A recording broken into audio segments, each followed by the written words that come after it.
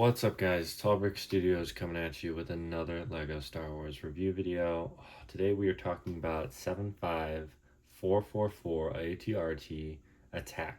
Now this is based off of the movie that's going to come out. We have not seen these in action. This is based off of trailer knowledge or concept art that the LEGO company has got. So it'll be interesting to see how accurate this scene and these builds are. Now, I will say this build is not, it's not the best for what we're getting. Uh, the main flaw is its price. Everything you see here is $45. Yes, you get 3 figures and 2 builds for about just under 300 pieces for $45. Now, to give you some comparison on like, oh, well, 12 bricks, why is that, bad price? Take a look at this. This set came out in 2024. So like 2 years difference. And you get just under 100 pieces less. You get 4 clone troopers, including one special one, the shock trooper. You get 2 battle droids and 3 super battle droids. You get 1, 2, 3, 4, technically 5 builds. Well, we won't count the box. So 4 builds. 4 different builds. All of which I think are decent, especially this Tri-Droid, all for $30. And then you could pick it up for sale for $23. Sorry, I think I said $20. It's $30. You can get all that for $30, and then you can get it for sale for $23. This one, you're going to be lucky to get it for $35. And $35, I would argue, is a more fair price for this. Let's get into the build and see why I think that. So you get 2 manuals. First one obviously is for the ATRT. The second one is for the turret.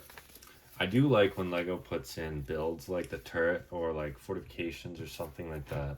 The minifigures can actually, hunker down and fight with instead of like fight for instead of, a vehicle that we've seen a billion times like the Scout Walkers. This is just a glorified Scout Walker. It doesn't look bad by any means, but want something new. It is a new design, but we're gonna go to the minifigures first. We have Grogu. Grogu is looking sharp. He is new body mold, which is exciting. That's always nice for LEGO to give us new updated figure items to make them look unique. I will say he is not worth the extra, $15, but we'll take him. I think he looks good. He's a good figure. Same head mold as the previous years. We have the most notable figure, Din Djarin. His main upgrades go for his legs and the printing on his legs. He's got toe printing. He's got updated leg printing with the leg printing isn't one piece. It's split, if you can tell. There's a gap between the top print and the bottom print right there, as well as over there. That one's brown. It might be hard to see, but it's a nice upgrade. The chest piece is the same, I think. I don't think there's any notable differences. The arm printing is still good and sharp as always. He's got the jetpack, which is nice. His helmet is standard. I don't think there's anything new about that. His face printing, we do get face printing, but for some reason, LEGO decided not to give us a hairpiece. So all he has is his helmet, and his whole MO is never remove the helmet, which is fine. But I think, for $45, we should get all the accessories, right? Lastly, for figures, we have a really cool one that excites me for many reasons. Not only is this a sharp-looking remnant ATRT Imperial driver, like the printing overall is just sharp. We don't get a waist cape. And you can clearly see on the printing, it's printed on there, but we don't get it. Body printing is nice. His helmet is the most exciting part, and if you notice it, from 2017, 2018, Rogue One, we see these troopers called Shore Troopers. They're awesome. They didn't come out in a battle pack. They only came out in select sets, and they are expensive to get. They're awesome to look at, and I really want more of them. And I'm hoping LEGO decides, they're not just going to make this one figure with this one helmet. We're going to make some more figures. So the helmet honestly is a great design.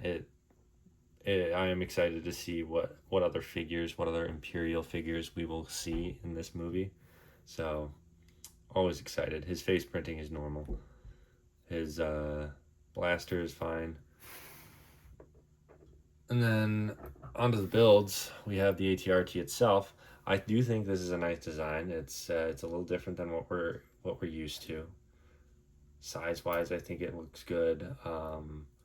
Many people, I guess, want smaller ATRTs instead of the bigger ones that we've been seeing. The legs are movable and posable in any which way. The engine block on the back is a nice look. It kind of gives it that rustic kind of, oh, this is a salvaged piece of equipment, I think, in my opinion. We'll see what the actual look of it is in the movie if we actually see this. But we'll see.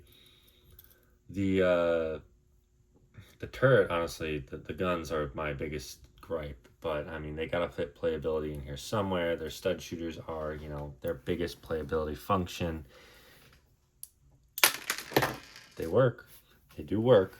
But it just look-wise, it doesn't look as clean as it could. But I get it. It's playability. I mean, for $45, though, I don't know if I want to play with this. It's definitely a set that you want to pick up once, and that's it, unless it's on sale, and even then. But next build is the turret, and I really do like when LEGO gives us turrets or kind of like bases that the minifigures can fight and use for cover. It's just a good little touch to it.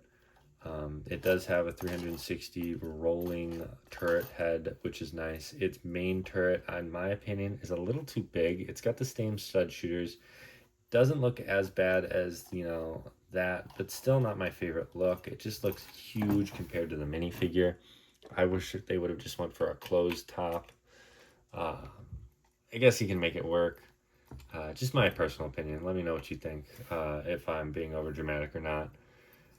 The outside looks awesome. I think the base of the fort is my favorite part. I love how they did this greebling and design of the rocks. They did, simplify it by making 3 parts of it. These big clear or big smooth pieces. But here they left us for some design, which creates a good look for us on display or whatnot. It does open up. So let me just open this up. Inside, you have a storage container. That's about it. It has the control panel that you would place on top of the ATRT if the Remnant driver was driving it. But since on the box art it's Grogu and Mandalorian, you would put Grogu on there. Right there. See it? And he kind of just stays there. So yeah, that's what you get for $45. My opinion, not worth it. 100% wait. Do not pick this up day one. Do not pick this up right now. It will go on sale. We have Christmas coming up. So that's good. I mean, May 4th might see some promos around. So you never know. But I think for this to be $45 worth of Lego Star Wars, I think we needed a little better turret or more of a build. And then, or what I would have liked to see is at least 2 of the Remnant ATRT drivers or another like gunner type figure, something else unique to the set. 3 figures for $45. Like, everyone goes on about price per piece. In my opinion, it's the builds, the design, how it looks, and then how the figures look and how many you get. And we get the good looking figures, we just don't get enough of them. I wouldn't count Grogu as a full minifigure even. I would say you only get really 2.3 minifigures, because Grogu's not even a half a minifigure. He's barely he's barely as big as the legs. But yeah, so I would wait. I would not go. I would rate this one purely based off of the price alone. Give this like a 6 out of 10. It's not the worst. It's not the best, but there's better out there that I would go for first. So let me know what you think, and can't wait for the next one, guys. See you around.